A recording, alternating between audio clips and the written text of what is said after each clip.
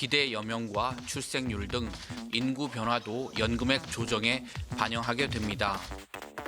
나의 든든한 노후 용돈이 되어줄 국민연금. 지난 9월 국민연금 개혁안으로 자동조정장치 도입이 제안됐는데요. 자동조정장치란 기대수명 증가와 저출산이 심각한 현재 상황을 고려해 연금 재정이 바닥나기 전에 조정하는 시스템입니다.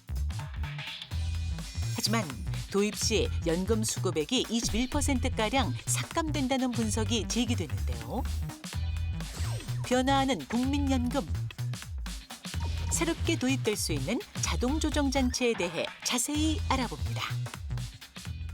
이 자동조정 장치의 도입으로 전 세대에 걸쳐서 연금 수령액이 기존보다 21% 정도 줄어든다는 기사가 나오면서 정말 많은 분들이 뒷목을 잡는 일이 발생하고 있습니다. 네. 걱정이 되는데 어떻게 보시나요? 그러니까 이게 자동 조정할 때 네. 뭘 조정하는 거냐? 내 연금액을 조정하는 거거든요. 그러니까 이제 마음 아프신 분들이 많을 텐데 사실 이제 연금액이라는 게 국민연금 이제는 오래 사시기 때문에 오랫동안 받으시잖아요. 그래서 한 30년 받는다 생각하면 월 10만 원만 깎여도 이게 3,600만 원 되죠.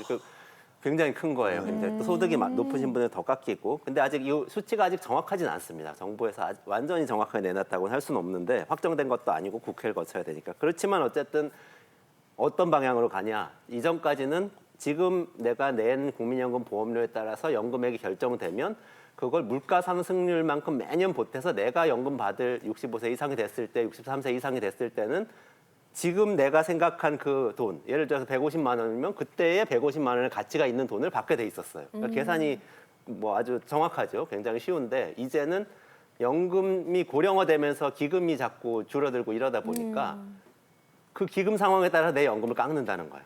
조정을 해서 이 기금을 유지하는 방향으로 바꾸겠다. 이렇게 이제 돼 있고요.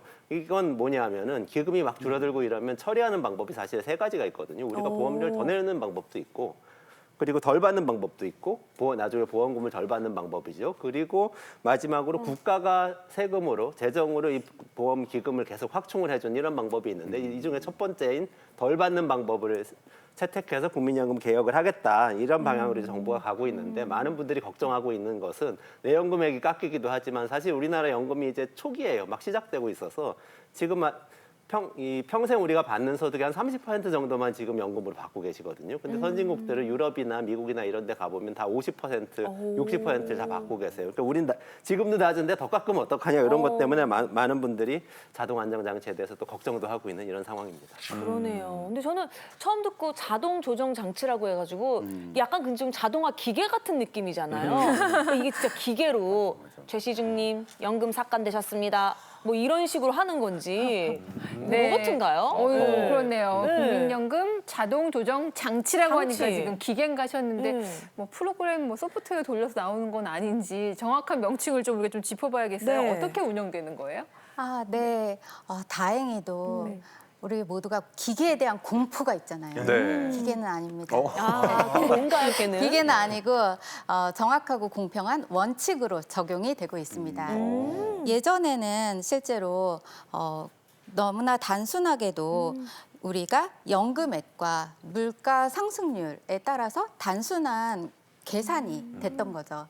그렇지만 시간이 지남에 따라서 인구가 줄어들게 되고 이 연금을 부을 수 있는 사람들의 숫자가 출생률이 점점점 줄어들게 되고 네. 또 이 연금을 받아야만 하는 그 사람들의 실제 수명은 점점 늘어남에 따라서 네. 계산의 공식이 너무나 복잡하게 된 거죠.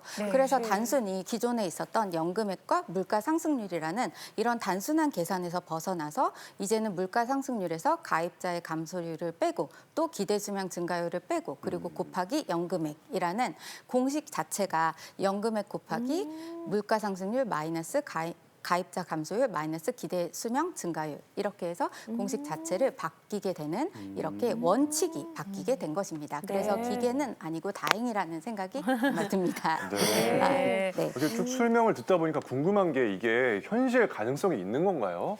어떻게 보세요? 이게 근데 해외에서는 이미 자동조정 장치가 도입된 나라들이 있습니다.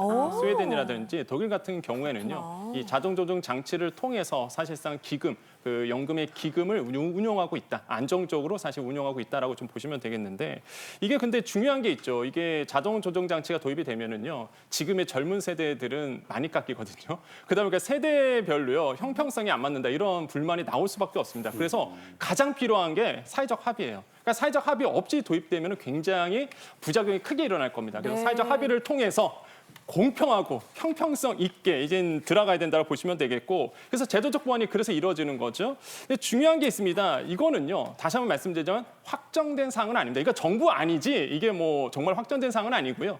국회에서 논의를 해봐야 되겠지만은 정부 안은 이런 자동 조정 장치를 통해서 기금의 안정성을 꾀하겠다라는 이제는 생각을 가지고 있다고 말씀드립니다. 네, 그래서 그 국회에서 사실은 이게 정부 안이 나오면 그다음에 국회에서 통과돼야 이게 연금 개혁안이 완성이 되는 거거든요. 그래서 그 논의를 지켜봐야 되는데 아직 특위가 구성이 안 돼서 요거는 사실은 아직은 크게 걱정할 필요는 없는 게 안 될 가능성도 높아요. 왜냐하면 국회에서는 노인빈곤율에 대해서 굉장히 많이 관심을 갖는데 노인빈곤율 우리나라 한 40% 정도가 되고 지금 뭐 자동조정 장치 도입한 다른 나라들 스웨덴, 독일 이런 데들은 10% 정도밖에 안 되거든요. 그래서 이렇게 가난한데 더 깎으면 어떡하냐 이런 얘기가 많이 나오고 있어서 좀 지켜봐야 결과를 알 수 있을 것 같습니다. 네.